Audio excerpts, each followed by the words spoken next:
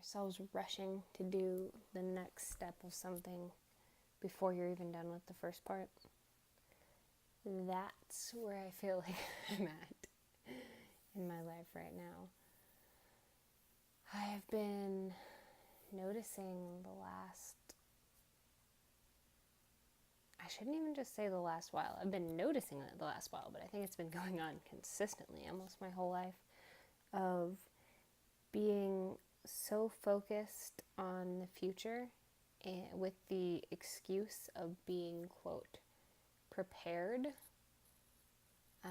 But I'm noticing now the worrying and the anxiety and the stress I have around that is never actually helping me prepare anymore for when what I perceive as the future actually gets to the present and is here.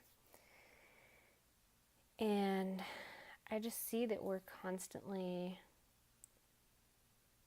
like striving for more, and it still feels to me like that consumer mindset and like chasing one feeling in avoidance of another, chasing being rich so we can avoid being broke, chasing a relationship so we can avoid being single, whatever that is. It seems like rarely are we stopped just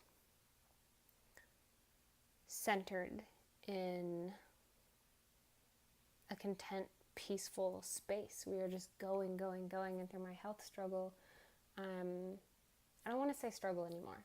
Through my health journey, conscious creation with our words, folks, I'm realizing how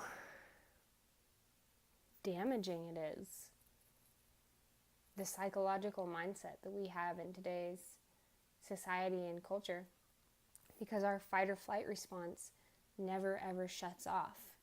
And I know we talk a lot about how, stress is bad for you and it will affect this, it's not good for your health.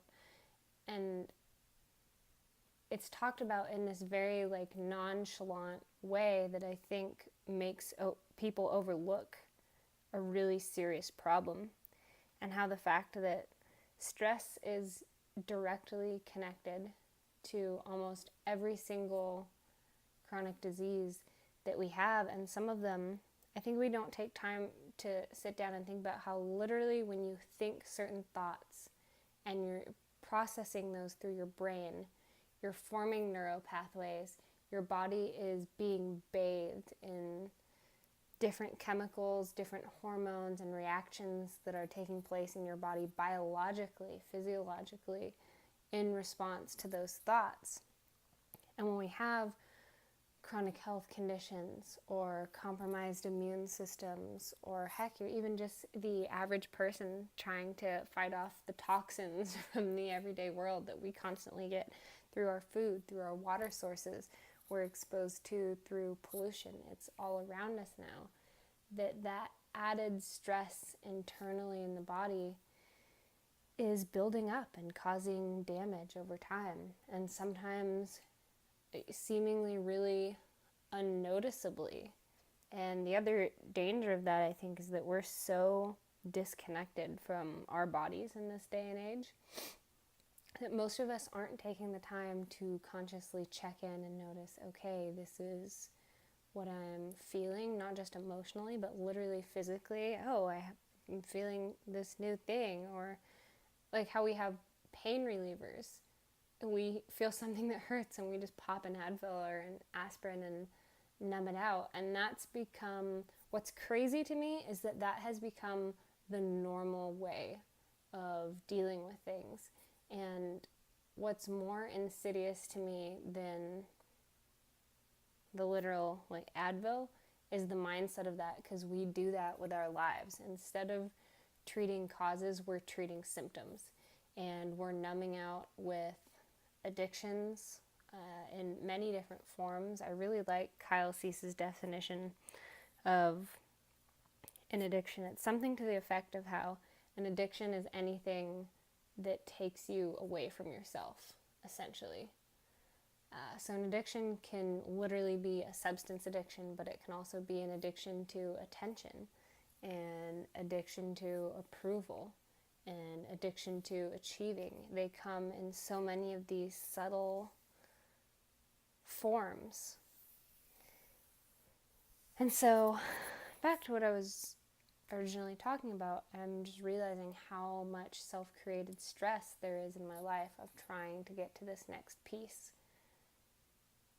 instead of just being here in the one that I'm in. And I'm constantly working on this. I'm sure I'll be working on it for the rest of my life, is just the acceptance of what is in this moment. Because I really believe that when you live true, when you live authentically, you're honest, you operate in a moral way, and you really are doing the best that you can in every way that you can, continuing to give that energy, that life gives that back to you.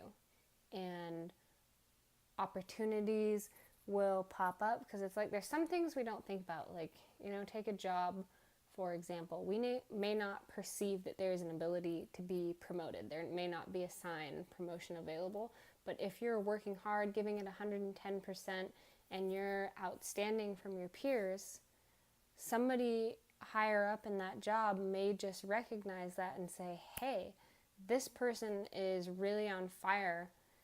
We need to reward them for this. We need to create a new position. Especially these progressive companies nowadays will literally just create a new position for you. So they're, from giving our best and our all in every moment, there are opportunities opening up and around us that we can't perceive prior to them just showing up. So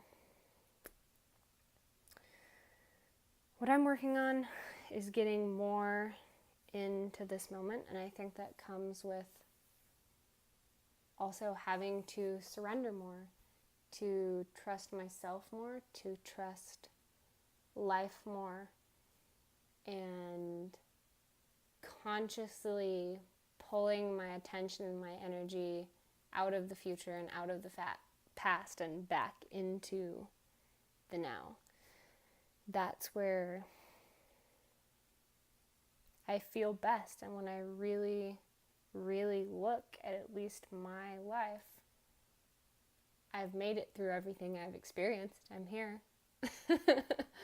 So what's really the worst case scenario? I don't think there's nearly as much to worry about in the future as my mind likes to think. So, another lesson in presence for Emily.